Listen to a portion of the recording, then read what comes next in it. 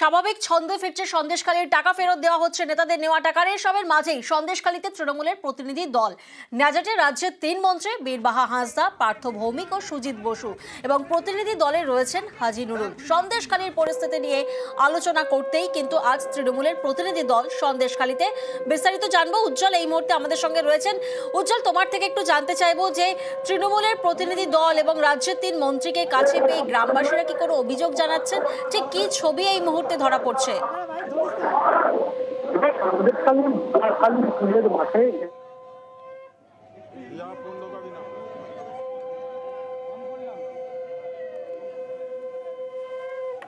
কোনো কারণে উজ্জ্বলের সঙ্গে যোগাযোগ বিচ্ছিন্ন হয়েছে। আরো একবার আপনাদেরকে জানিয়ে রাখি যে ছবি আপনাদেরকে দেখাচ্ছি ন্যাজেটে, যেখানে সন্দেশখালীতে তৃণমূলের প্রতিনিধি দল যায় এবং রাজ্যের ৩ জন মন্ত্রী সেখানে বীরবাহা হাঁসদা, পার্থ ভৌমিক ও সুজিত বসু।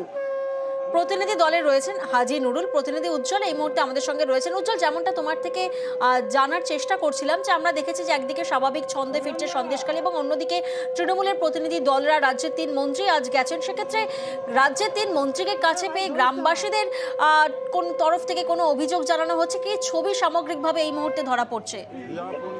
দেখো, একটা বিষয় যে এখানে মূলত যে সমস্যাগুলো সৃষ্টি হয়েছিল, বিশেষ করে করের টাকা, যে দেরি করের টাকা সে যারা পাচ্ছিলেন না, এরকম বেশ কিছু অভিযোগ বেশ কিছু দিনে চলছিল।